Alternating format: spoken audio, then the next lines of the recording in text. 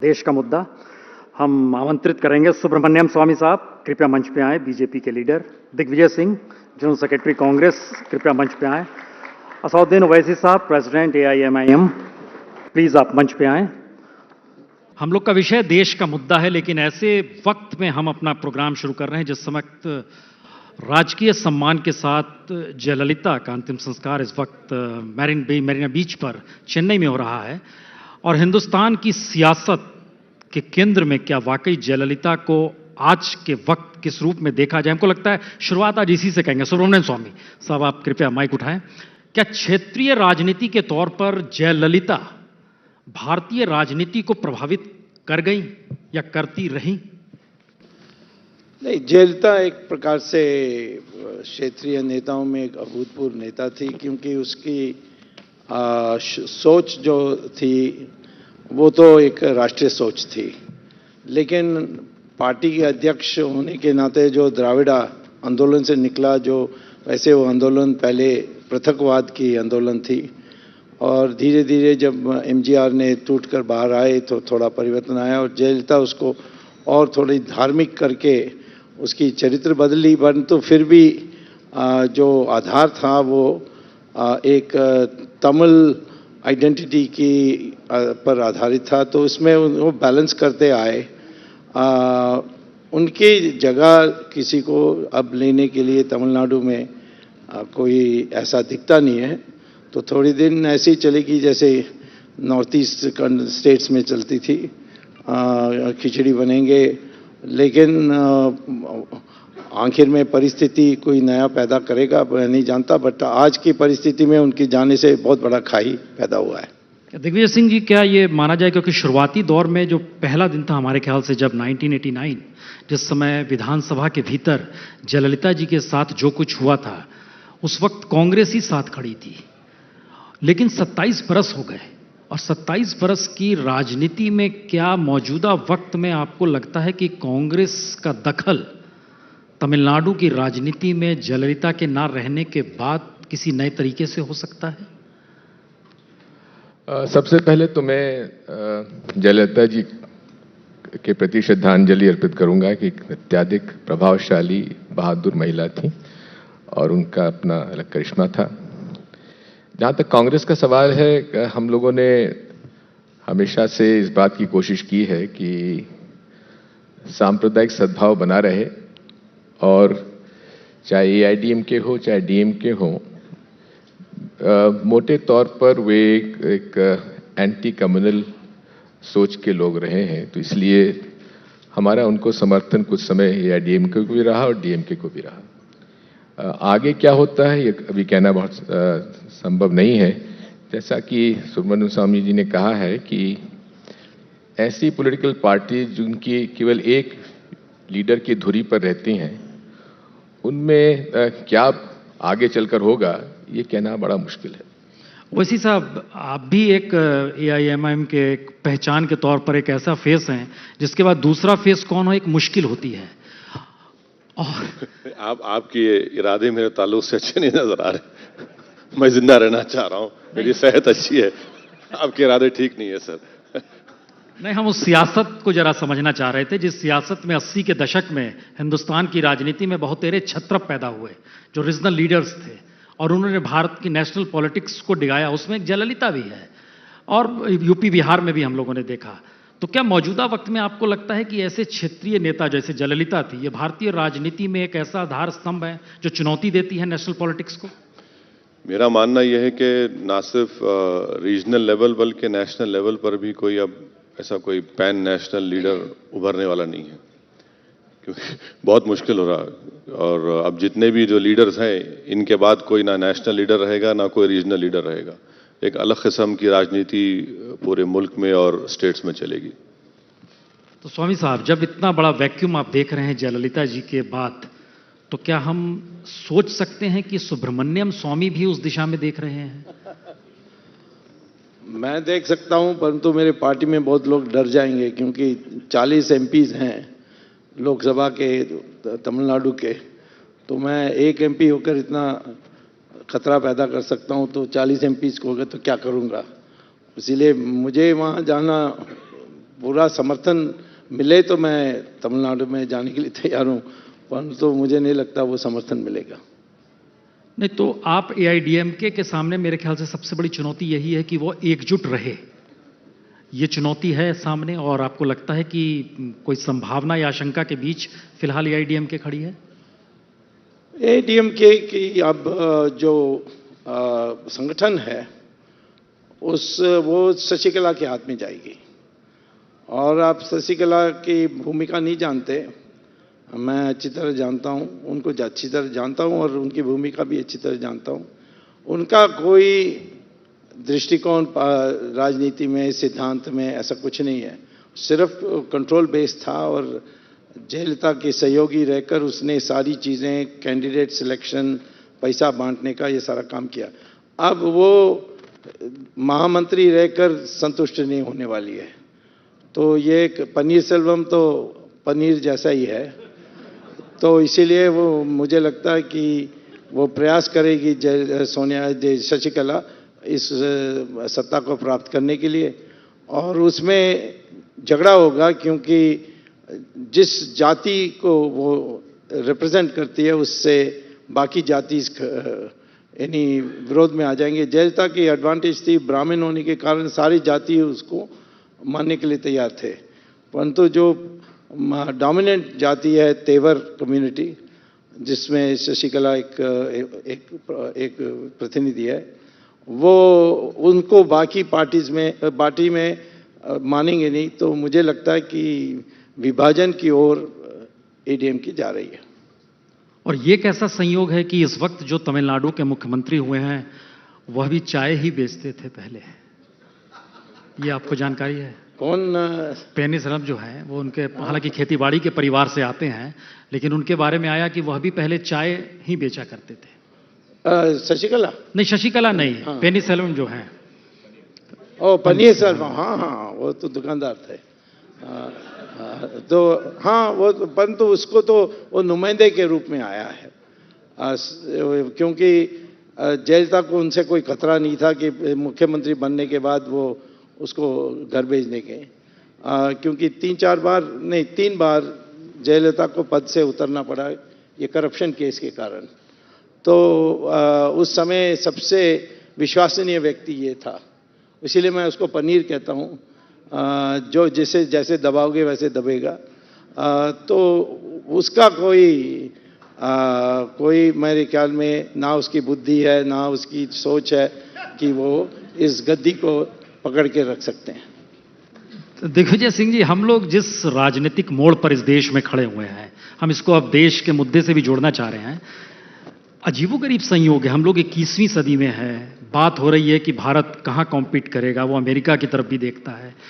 लेकिन आप ध्यान दें तो जयललिता ने पहचान दी 1 रुपए चावल, बच्चा नहीं पाल सकते हैं तो राज्य गोद में ले लेगा, बच्चियों को मुश्किल है तो गोल्ड दिया जाएगा, 50,000 रुपए दिए जाएंगे, आपको ग्राइंडर दिया जाएगा, आपको टेबल फैन दिया जाएगा, आपको दवाइयाँ दी जाएंगी।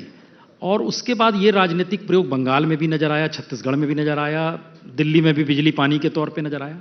यानी एक ऐसी सियासत हिंदुस्तान की जिसमें सत्ता रईस होती चली जा रही है, राजनीति महंगी होती चली जा रही है, और जनता 1 रुपए चावल और 2 रुपए चावल में वोट देके आपको स्थापित कर देती है।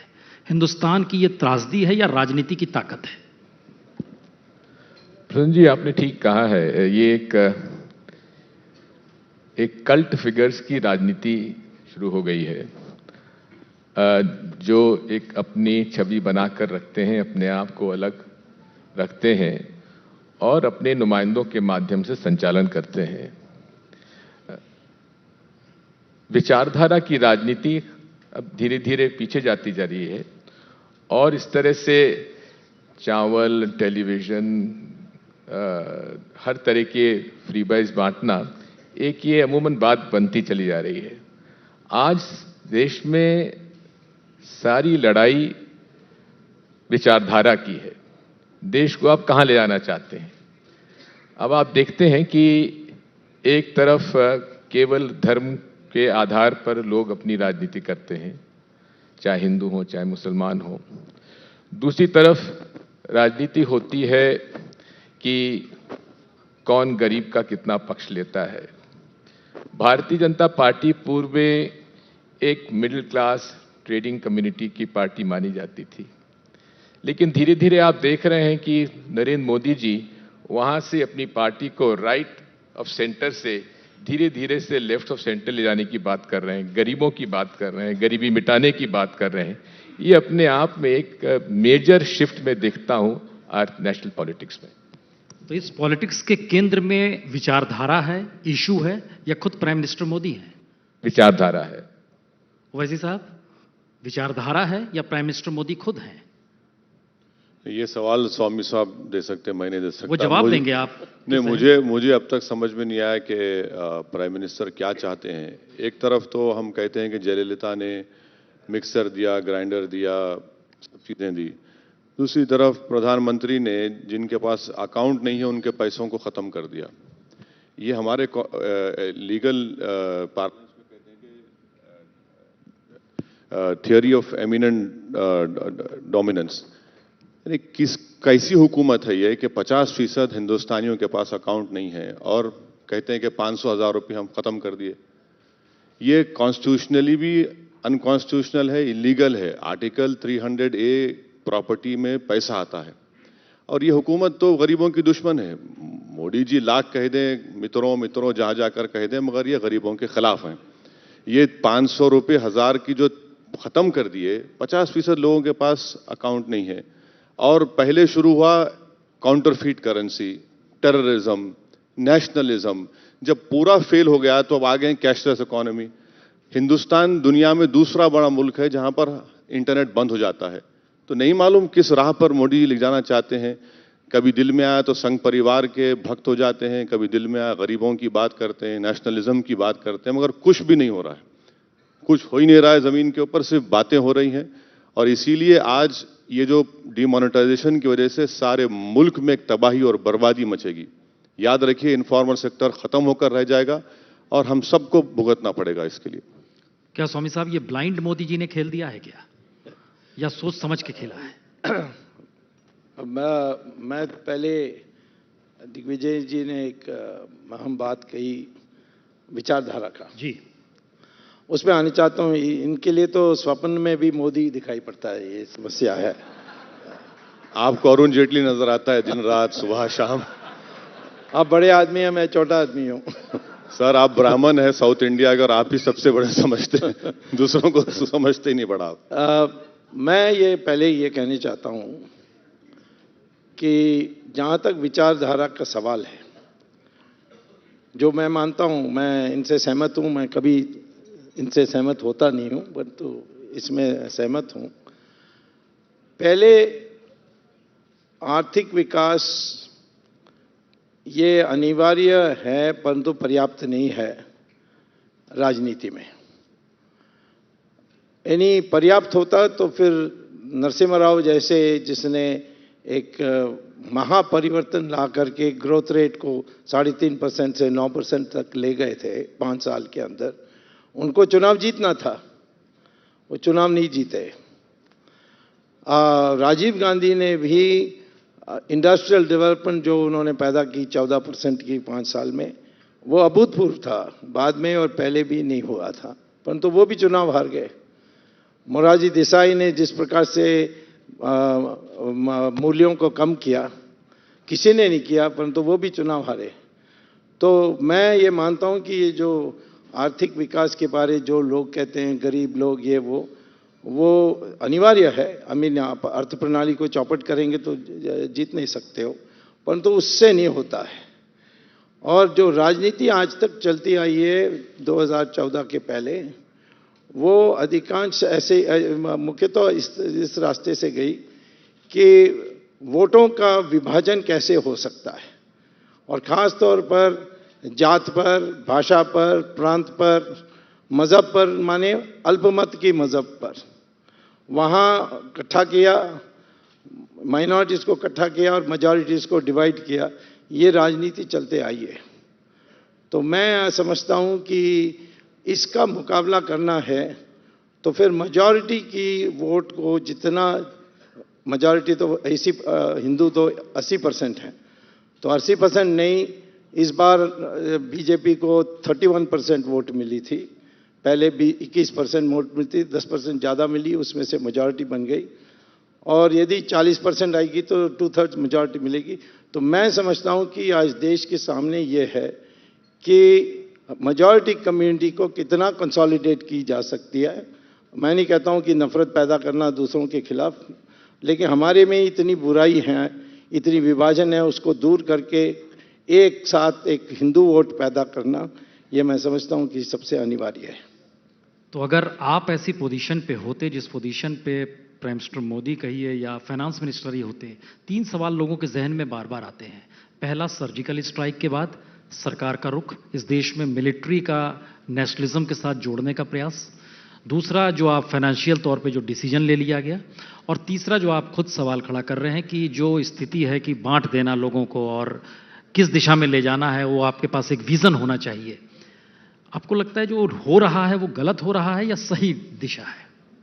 नहीं, जो हमारे तरफ से हमारे प्रवक्ता लोग सिर्फ डेवलपमेंट ही कहते हैं, वो मेरे लिए लगता है कि वाजपेयी से सीखना चाहिए, क्योंकि उन्होंने भी यही कहा था, इंडिया शाइनिंग, बाकी सारी चीज़ों को छोड़ दिया था, परंतु बुरी तरह हारे।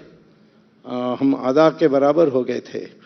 तो आज मैं समझता हूं कि देश के सामने 3 ही मुद्दे हैं। एक, आर्थिक विकास तो मैंने कहा अनिवार्य है पर पर्याप्त नहीं है, और हिंदुत्व और भ्रष्टाचार के विरुद्ध में एक विश्वसनीय अभियान, ये 3 होंगे तो फिर अपने देश में हम समाज को बदल सकेंगे। इन तीनों इशू पर दिग्विजय सिंह, प्रधानमंत्री की साख बैठती है, चाहे वो हिंदुत्व की बात हो, चाहे आर्थिक विकास का और करप्शन के खिलाफ का मसला हो।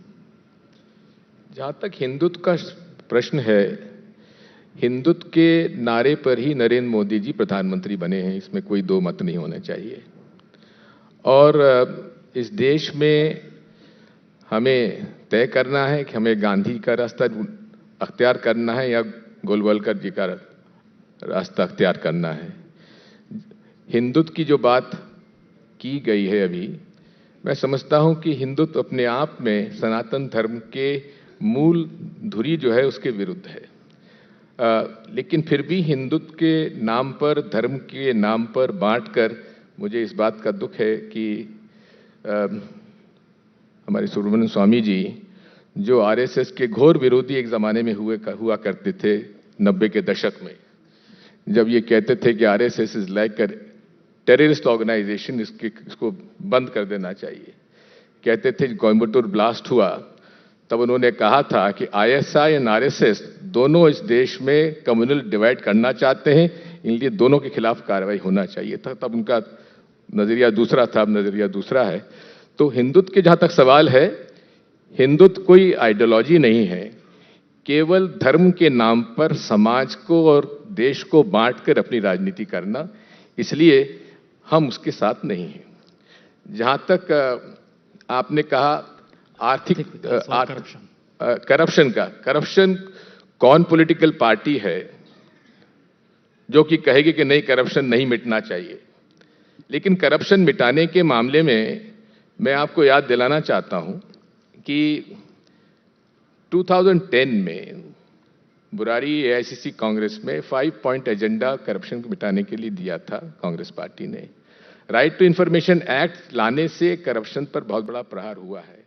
लेकिन एक बात मैं आपको कहना चाहता हूं, जब ट्रांसपेरेंसी की सारी बात होती है तो आप देखेंगे कि जो कंट्रीज में इनकम जो रिटर्न्स हैं, जहां पब्लिक डोमेन में है, वहां करप्शन सबसे कम है।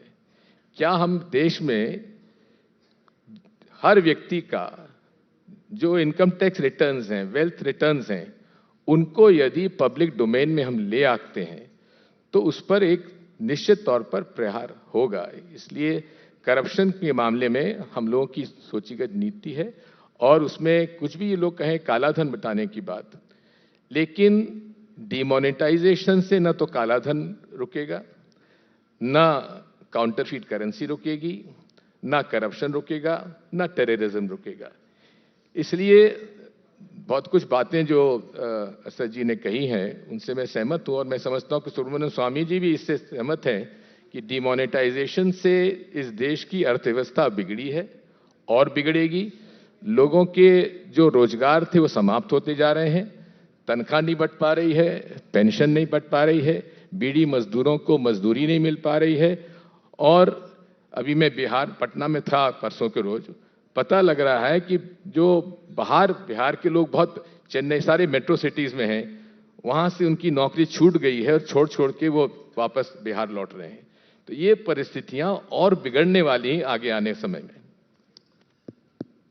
हाँ, मैं वैसे पुरानी बातों में नहीं जाने चाहता हूँ, क्योंकि कांग्रेस का भी मुझे याद है कि उन्होंने गुजराल सरकार को गिराया क्योंकि करुणानिधि ने राजीव गांधी की हत्या की, और 1 साल के बाद उन्होंने करुणानिधि के साथ गठबंधन करके चुनाव लड़े थे। तो जब मियाँ बीबी की झगड़ा होता है तो कई बातें चलती है, उसके बाद सुलह होने के बाद पड़ोसियों को कोई अधिकार नहीं है ये कि आपने ऐसा कहा वैसा कहा, सुलह हो गया तो सुलह हो गया। अब दूसरी बात, मैंने कभी डिमोनेटाइजेशन का विरोध नहीं किया। जब 2014 में नरेंद्र मोदी ने एक कमेटी बनाई थी, स्ट्रेटेजिक एक्शन कमेटी, जिसका मैं चेयरमैन था, मैंने कहा कि डिमोनेटाइजेशन तो होना चाहिए, लेकिन एक उसकी पूरी तैयारी व्यवस्था होनी चाहिए, और तीसरा कि इनकम टैक्स को अबलिश करना चाहिए।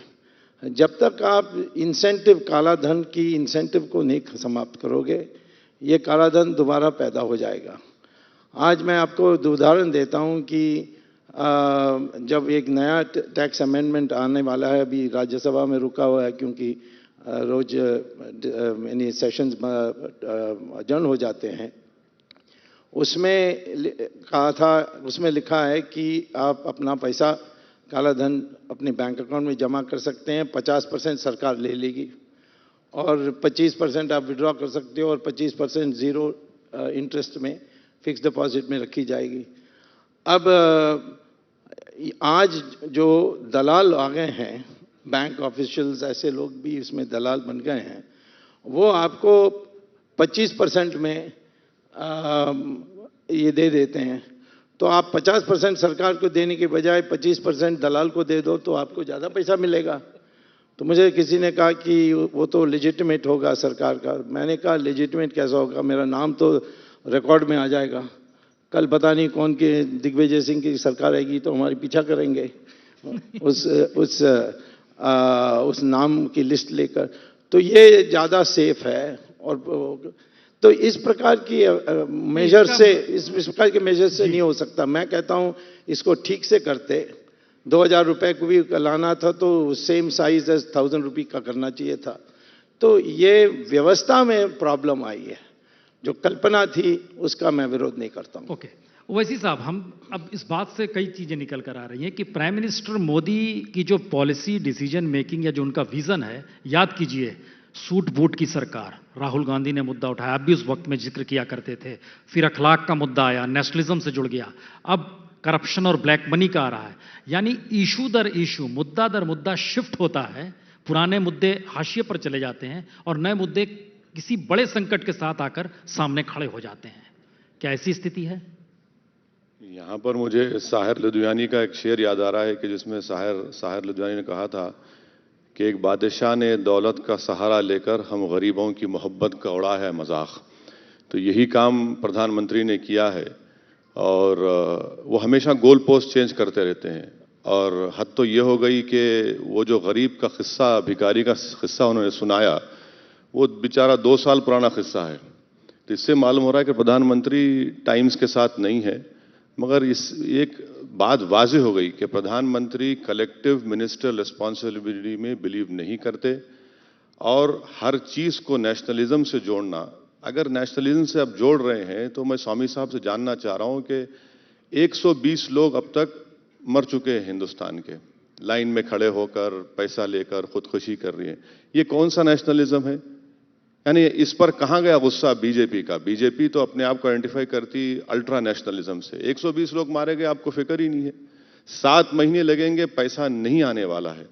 तो झूठ का सहारा लेकर, प्रोपेगेंडे का सहारा लेकर और हर चीज को नेशनलिज्म से जोड़ देना, इससे कुछ होने वाला नहीं है। आज बीजेपी बहुत बुरी तरह से एक्सपोज हो रही है और मैं तो उम्मीद करूंगा कि उत्तर प्रदेश में एक साफ और वाज़ेह फैसला उत्तर प्रदेश के अवाम दे, तभी जाकर हिंदुस्तान के वजीर आजम को समझ में आएगा कि एक तरफा फैसला लेने से, कोई गुरु मूर्ति बोल दिया और शागिर्द सुन लिया, गुरु कह रहा है शागिर्द सुन रहा है और हिंदुस्तान की अवाम भुगत रही है उसको। यानी वो गुरु के बारे में स्वामी साहब सही बता सकते हैं, उनके कितने काबिल हैं वो। स्वामी साहब, आपके कोई सुझाव नहीं लिया जाता है? नहीं, मेरा सुझाव उस समय मैंने 2014 में दिया था, उसका तो क्रियान्वित नहीं किया। अभी मैंने जरूर फिलहाल में सुझाव दिया था कि सिर्फ 25% टैक्स होनी चाहिए सरकार की, और जो 50% फिक्स डिपॉजिट में उसमें 2% इंटरेस्ट में होनी चाहिए, जीरो नहीं।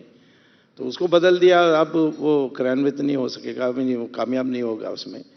मैं अब तो समझता हूं कि टैक्स में सुधार लानी चाहिए, इनकम टैक्स को निश्चित अबॉलिश करनी चाहिए, और जो 4000 एक्साइज टैक्स के कमोडिटीज़ हैं उसमें पहला 21 आपको 90% एक्साइज रेवेन्यू दे देती है, तो बाकियों में हटा देना चाहिए।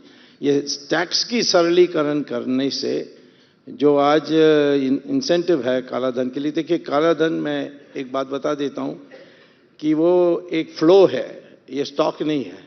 विदेशों में जो जमा काला धन है वो स्टॉक है, परंतु घर देश के अंदर मेरे पास, मैं टैक्स को इवेड करके मेरे पास काला धन है और फिर मैं टैक्सी में जाता हूं तो उसको किराए में कैश में दे देता हूं, तो वो वाइट बन जाती है, क्योंकि उसका यानी न्यायपूर्ण कमाई है। तो इसीलिए इसको टैकल करने के लिए जो इंसेंटिव है टैक्स इवेशन के लिए, काला धन उत्पन्न करने के लिए, वो चले जाना चाहिए। उसके लिए टैक्स की प्रणाली में महापरिवर्तन करने की आवश्यकता है। मैं आशा करता हूं कि इस बजट में करेंगे। नहीं, एक सवाल इसलिए महत्वपूर्ण है क्योंकि एक कानून है, अगर आप ब्लैक मनी रखते हैं, करप्ट हैं, आपको सजा होनी चाहिए, आपके खिलाफ कानूनी कार्रवाई होनी चाहिए। दूसरी स्थिति आप ले आए कि आपको रियायत दे देंगे, इतने % आप दे दीजिए, आपको छूट है, तो इस देश में कोई जेल तो जाएगा नहीं, सजा किसी को होगी नहीं। नहीं, वो तो मैं मानता हूं कि ये करने की जरूरत ही नहीं थी। ये जो अभी जो टैक्स अमेंडमेंट आया, उसके जगह में इनकम टैक्स अबॉलिश करते तो सारा उसमें कुशलता के साथ हो जाती। दिग्विजय सिंह जी, यदि आप मोदी जी का मंत्रिमंडल देखें तो उसमें एक भी व्यक्ति ऐसा नहीं है जितनी योग्यता डॉक्टर सुब्रमण्यम स्वामी में है।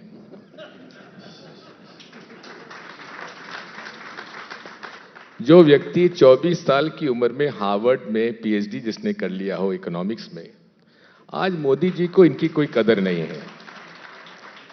मेरा तो सुझाव यह है कि जिस समस्या में मोदी जी ने पूरे देश को डाल दिया है, ये अरुण जेटली जी की घोर असफलता मैं मानता हूं, और उन्हें से तत्काल हटाकर और सुब्रमण्यम स्वामी जी को वित्त मंत्री बना देना चाहिए।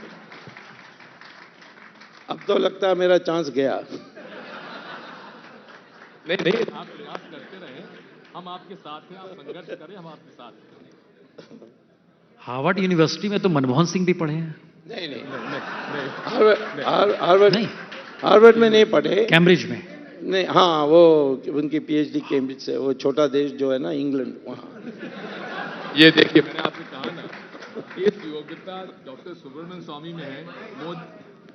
जो योग्यता डॉक्टर सुब्रमण्यम स्वामी में है, वो मोदी जी के मंत्रिमंडल में किसी में भी आपको नहीं मिलेगी। अरुण जेटली जी को इकोनॉमिक्स से क्या लेना देना? लॉ मिनिस्टर बनाइए, पार्लियामेंट्री अफेयर्स मिनिस्टर बनाइए, ताकि वो समय समय पर अपना that disruption is a part of the political process को अदला बदली करते रहें। सुब्रमण्यम स्वामी जी को बनाइए, टैक्स में रिबेट मिलेगी, हर तरह की सुविधा सबको मिलेगी, और जिस मुसीबत में मोदी जी ने इस देश को डाल दिया है, उससे निवारण करता कोई यदि है तो डॉक्टर सुब्रमण्यम स्वामी है। अब कभी कभी मीठा से भी मारा जा सकता है। कल मैं नेशनल हेराल्ड केस को सीरियसली लूंगा तो फिर आप मेरे विरोध में हो जाएंगे, मैं जानता हूं। नहीं, देखिए, नेशनल हेराल्ड का जहां तक मसला है वो आपका अपना अलग एजेंडा है। एक समय आप सोनिया जी के साथ भी थे, राजीव गांधी जी की आप मित्र भी रहे हैं, तो उसको आप ज्यादा समझते हैं, मैं उसमें ज्यादा कुछ नहीं कहूंगा। भाई, इस यारी को देख के हमको तो ये याद आ रहा है कि आज संयोग ऐसा है, 6 दिसंबर का दिन है और जो हुआ अयोध्या में उस वक्त जो आपकी सोच थी और आज जहां आप खड़े हैं, दोनों में अंतर आया है। तो क्या कौन सी नई बात है? महात्मा गांधी से ये पूछते थे लोग, जब शुरू में उन्होंने कहा वर्ण व्यवस्था देश में होनी चाहिए, फिर 1946 में कहा कि नहीं, इसको रद्द करना चाहिए, तो लोगों ने कहा कि आपने तो बदल दी, उस समय ऐसा कहा था, हरिजन में ऐसा लिखा। तो उन्होंने कहा कि ये है मेरा लेटेस्ट पोजीशन, आज की परिस्थिति में ये उपयुक्त है। तो राजनीति में परिस्थिति बदलते हैं तो आपको नया जानकारी मिलती है। और जहाँ तक सोनिया जी के बारे में खुद जानते हैं कि क्या अग्रीमेंट पर हमने बीजेपी गवर्नमेंट को गिराने में जयललिता की मदद की, और उस अग्रीमेंट को तोड़ दिया था मैंने काम करने के बाद, तो वहाँ से झगड़ा शुरू जी हाँ, वो फाइनेंस मिनिस्ट्री का झगड़ा था शायद। नहीं, फाइनेंस मिनिस्ट्री का नहीं था, एक वैकल्पिक सरकार, मिलीजुली सरकार बनाने की थी। उसमें कांग्रेस ने कहा कि नहीं, हम अकेला बनाएंगे। वैसी साहब, आप खामोश हैं, लेकिन देखिए हमने 6 दिसंबर का जिक्र किया तो उन्होंने गांधी जी को बीच में ले आए। हमने 6 दिसंबर का आपके साथ जिक्र किया तो आपने गांधी जी का उदाहरण दिया। मोदी जी कहते हैं सरदार का उदाहरण देते हैं, हमेशा सरदार पटेल को ले आते हैं। ये जो अतीत के कैरेक्टर्स हैं और मौजूदा वक्त की जो परेशानियां हैं, वैसी साहब कहां खड़े हैं आप इस सियासत में? देखिए, इस मुल्क में जो परेशानियां हैं, इसका हल उसी वक्त निकलेगा जब इंसाफ होगा, और जब तक इंसाफ नहीं होगा परेशानियां बढ़ते जाएंगी। अफसोस की बात यह है कि 24 साल हो गए बाबरी मस्जिद की शहादत होकर, अभी तक जिन पर इल्ज़ाम लगाया गया ना उनके खिलाफ मुकदमा चलता है, ना उनको छोड़ दिया जाता है।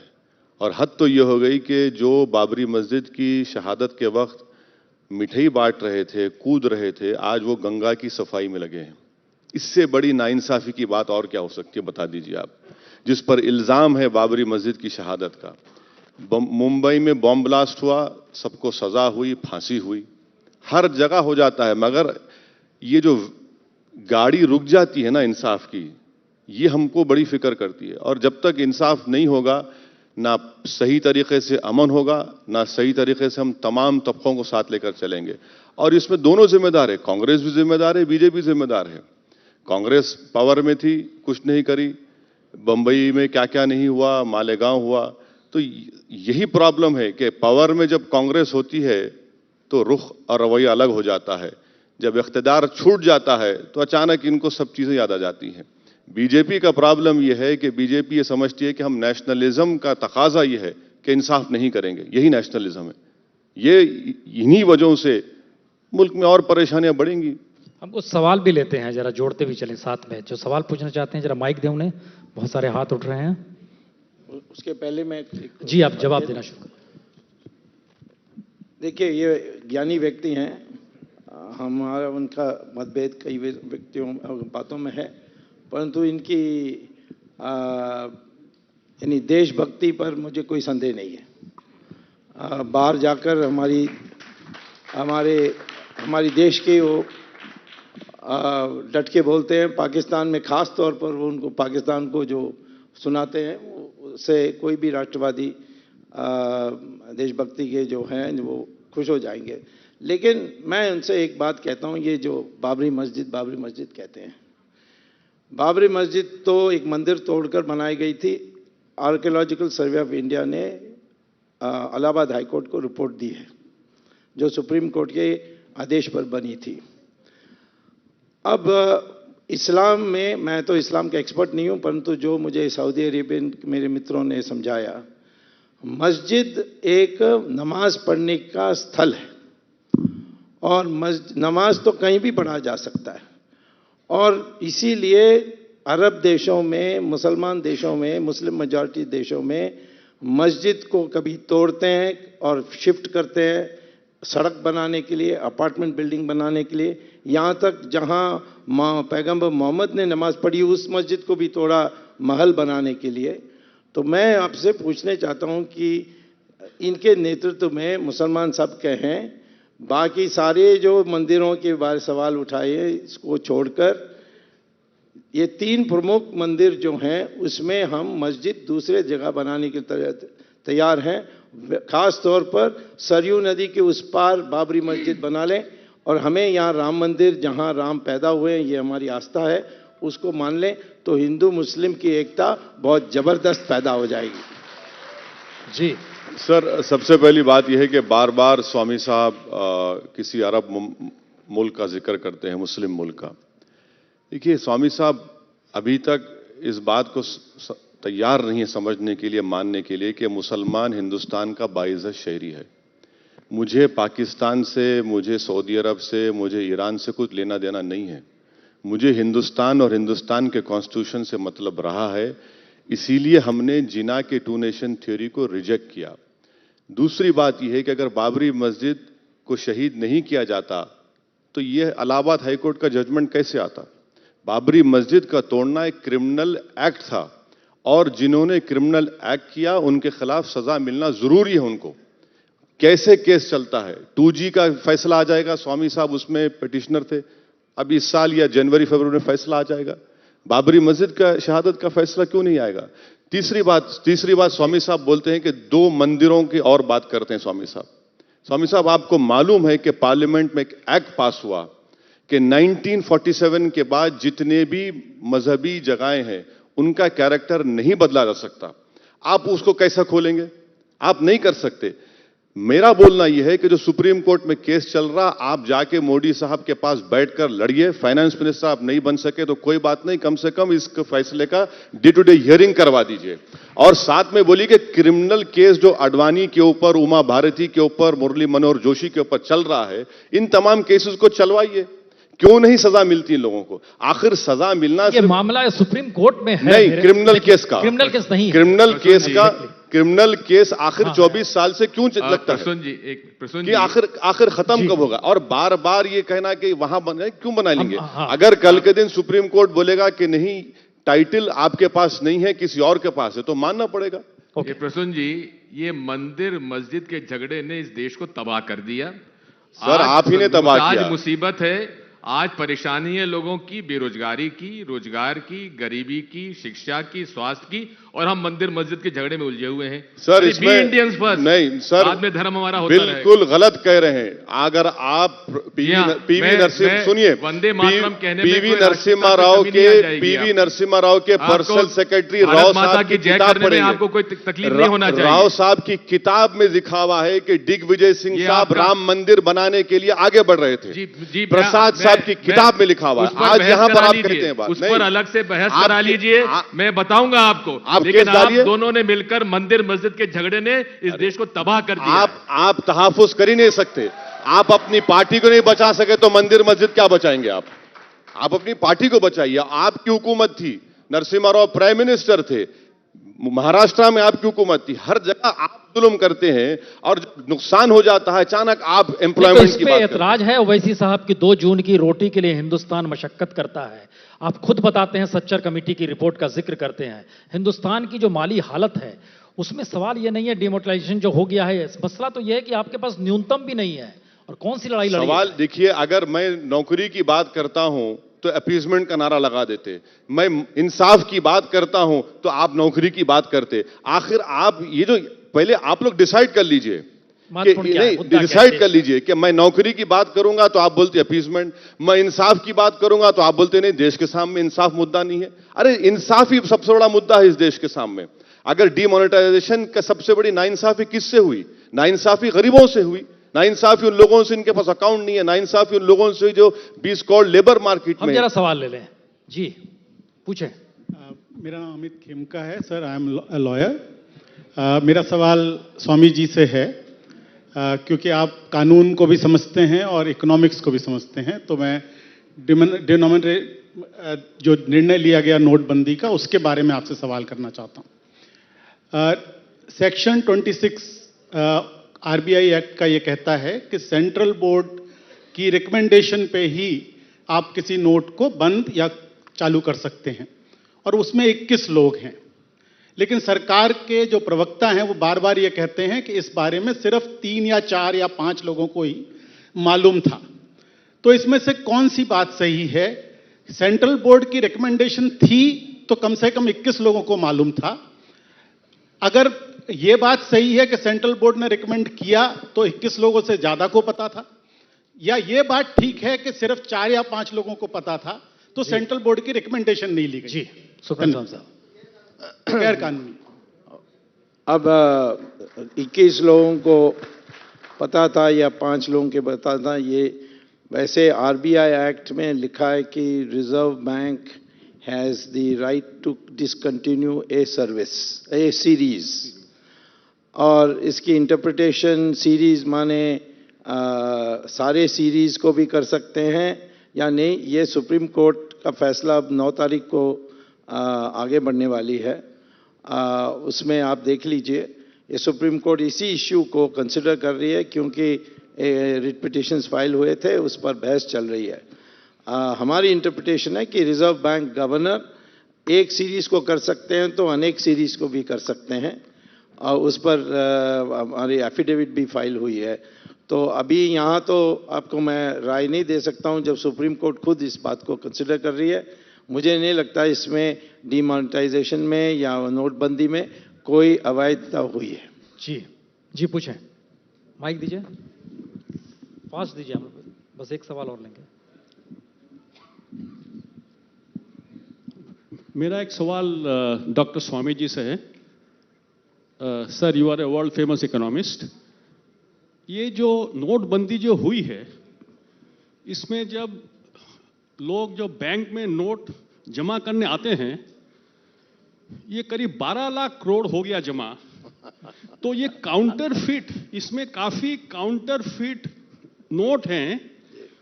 काउंटरफिट नोट लीगल सिस्टम में आ गया, तो is it not amount to legitimizing counterfeit note? And which is a cause for great concern, because ultimately the main objective is to tackle counterfeit notes. तो इसमें कोई भी बैंक 1,20,000 ब्रांच में से ऐसा कोई मैकेनिज्म नहीं है जब बैंक का कैशियर जब नोट जब कर रहा है रिसीव, वो काउंटरफिट भी ले रहा है, नॉन काउंटरफिट भी ले रहा है। तो is it not a great threat? Sir, आपकी यही बात को प्राइम मिनिस्टर नेक्स्ट स्पीच में बोलने वाले हैं कि 12 लाख करोड़ में काउंटरफिट आ गया। देखिए नहीं, कहीं इनको एंटी नेशनल ना कह दें। नो, मैं I have supported the demonetization as a policy. I have written also in the newspaper. Swami साहब, क्या जवाब है इसका? क्या जवाब दिया जाए? इनकी बात में वजन है। ये मैं पहले से कह रहा हूँ, पहले दिन से ही। मुझे कई लोग मुझसे नाराज भी हुए। मैंने कहा ये कल्पना बहुत अच्छा है, ये करना जरूरी है, टेररिस्ट को बड़ा धक्का होगा, लेकिन फाइनेंस मिनिस्ट्री ने जो तैयारी करनी चाहिए इस 2.5 साल में की नहीं, और उसमें ये है। क्योंकि क्या हो रहा है कि जो सिस्टम चल गई, क्योंकि हमारे पास स्टाफ तैयार नहीं था, ये नहीं था, और सारे व्यवस्था में गड़बड़ हो गई। तो आज जिनके पास काला धन था, पहले मान लीजिए 100 रुपये किसी के पास था, वो काला धन आज नए नोटों में 75 रुपये है, और 25 रुपये नए दलालों को मिला है। तो बैंक ऑफिसर्स, ये सारे लोगों ने 25% लेकर आपकी काला धन को 75% को कर दिया, नए नोट में दे दिया। अभी भी काला धन है, बट नया नोट। अच्छा, आप ये जब बोल रहे हैं तो आप एक बात बताइए, आप अरुण जेटली को एफिशिएंट फाइनेंस मिनिस्टर मानते हो कि नहीं? ये एक्सपर्ट ओपिनियन है उनका। ये आपकी अपनी इकोनॉमिक स्टाफ हो, हार्वर्ड में आप पढ़े हो। अरे आपसे बड़ा कौन काबिल आदमी है? देखिए, मैं ये मीठी बातों से मरवाएगा मुझे लगता है। इकोनॉमिक्स और मैनेजमेंट साइंस, फाइनेंस, इसमें ये फर्क है कि इकोनॉमिक्स एक जनरल इक्विलिब्रियम सेटअप है। जैसे रघुराम राजन का मेरा झगड़ा इस बात पे थी, उसने कहा कि ब्याज को बनाने से इन्फ्लेशन कंट्रोल हो सकता है। लेकिन ब्याज बढ़ाने से सारे छोटे उद्योग, मध्यम उद्योग बंद हो गए क्योंकि उनका कॉस्ट ऑफ कैपिटल बढ़ गया। इसी प्रकार से अमेरिका का डिप्रेशन इसीलिए हुआ था 1930 में कि लोगों ने कहा कि वेज रेट को कम करोगे तो एम्प्लॉयमेंट बढ़ेगी, बट वेज रेट को कम करोगे तो परचेजिंग पावर खत्म हो जाएगी। तो ये सारी चीज़ों कनेक्टेड है और वकील लोग कर नहीं सकते। तो एक इकोनॉमिस्ट जो है उसको ही फाइनेंस मिनिस्टर बनाना चाहिए, इतना मैं सहमत हूँ। आखिरी सवाल जी। बिल्कुल, एक मुख्तसर सा सवाल आप तीनों के लिए आदाबर से। सबसे पहले दिग्विजय सिंह जी, आपसे जानना चाहेंगे, आपने कहा कि प्रधानमंत्री जीते हैं हिंदुत्व के वोट से, लेकिन क्या आपको लगता नहीं यूपीए के इतना जबरदस्त भ्रष्टाचार था, उसके विरोध में प्रधानमंत्री जी को इतना ज्यादा भारी समर्थन मिला? दूसरा, आपने कहा कि वो गोलवारकर के रास्ते पे चल रहे हैं, लेकिन हमें लगता है गांधी को ज्यादा रेलेवेंट किया तो इस सरकार ने किया स्वच्छ भारत अभियान के तौर पे।